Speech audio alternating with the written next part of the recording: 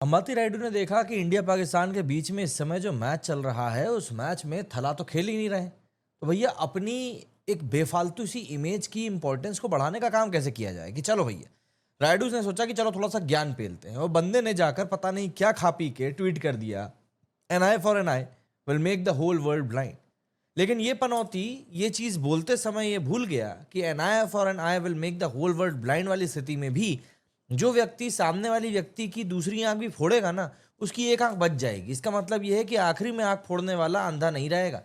अंबाती रायडू ने दरअसल इस समय जिस समय इंडिया एक फुल फ्लेज वॉर वाली सिचुएशन को झेल रहा है, उस समय पर ये जो ज्ञान पेलने का काम किया है ना, ये ज्ञान और कुछ नहीं सिर्फ इसकी ओछी मानसिकता को दिखाता है, पागलपंथी को दिखाता है और ये बताता है कि क्यों ऐसे लोगों को बिल्कुल भी तवज्जो नहीं दी जानी चाहिए। और मैं जो यहाँ बैठकर इस व्यक्ति के बारे में ये इतनी बातें कर रहा हूँ सिर्फ इसीलिए कर रहा हूँ जिससे कि आपको पता चल सके कि ये कितने बड़े वाले हिपोक्रेट होते हैं। पहलगाम में जो चीज हुई थी उसके ऊपर आपने एक सिंपैथी वाली बात कह दी, उससे क्या हुआ? क्या आपकी उस सिंपैथी वाली बात को कह देने से आगे इस तरह के किसी भी तरह के इंसिडेंट होना बंद हो जाएंगे? नहीं।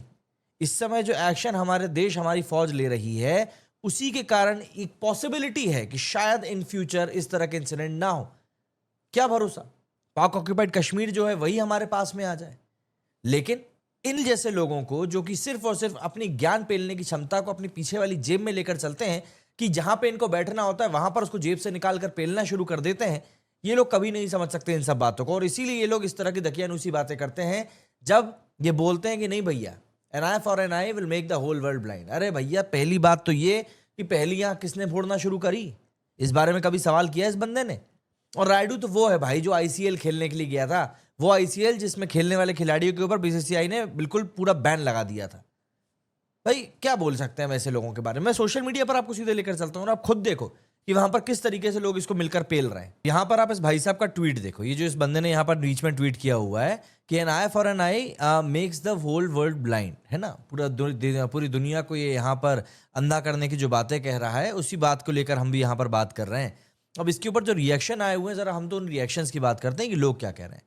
सबसे पहले यहाँ पर स्किन डॉक्टर ने लिखा है कि I used to have a bit of sympathy for you considering have you didn't get the chances you deserved. मतलब कि मैं तुम्हारे लिए थोड़ी सिंपैथी रखता था, मुझे लगता था कि यार तुम लोगों को शायद उतने चांसेस नहीं मिले जितने चांसेस तुमको मिलने चाहिए थे। इसके बाद लिखा है लेकिन आज तुमने इस बात को श्योर कर दिया है कि वो सही था। Happy that you are dropped and now I have a whole new opinion for you. Ambati Rayudu एक निहायती ही चूतिया आदमी है। सागर ने लिखा है the other option here is losing both our eyes, only you can support it so that you can't see someone else going to the World Cup instead of you. Save your eyes with 3D glasses। वो 3D glasses वाला एक tweet किया था इस बंदे ने, अगर आपको याद हो तो। विजय शंकर को सिलेक्ट करके कोहली ने बिल्कुल तेरे साथ सही काम किया था। इसको जो दुलत्ती मारी थी उसको लेकर बात की जा रही है। अपने ज्ञान की बत्ती बना के पीछे डालकर सो जा। Such a shameless hope you rot in hell. Now I agree that dropping you from cricket was the best decision taken ever. You deserve nothing but curse and abuses. Concentrate on Lieutenant Colonel MS Dhoni। ठीक है, धोनी की pistol से खेल बस तू। अब आप खुद देख सकते हो ये बंदा ओरिजिनल वाला है क्या? लियो फद्दल Vora pathetic tweet Ambati. The best time to delete this tweet is now. India didn't blink first, but after what happened in Pahalgam, it can't keep its eyes shut। अब ये जो रिएक्शंस लोगों के निकलकर सामने आ रहे हैं, मुझे ऐसा लगता है कि ये रिएक्शंस आप लोगों को समझाने के लिए काफ़ी हैं कि अंबाती रायडू को लेकर इस समय जनता की सोच क्या है। इस तरह के जो लोग होते हैं ना, ये दरअसल बिलों में छुपे रहते हैं, सामने आके कुछ नहीं करते। ये क्या करते हैं, जब मौका मिलता है ना, पीछे से आकर सामने वाले की चिमटी कोट लेते हैं कमर में।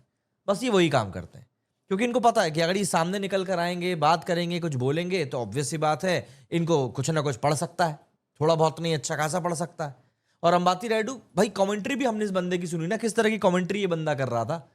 मतलब आप एक ही आदमी का पकड़ के कैसे बैठ सकते हो?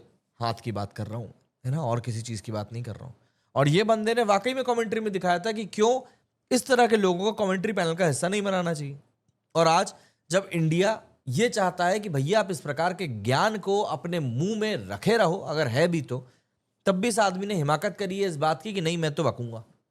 आप इस बात को समझो कि इस तरह के जो लोग होते हैं ये ऐसे समय पर ही अपनी सही रंग भी दिखाते हैं।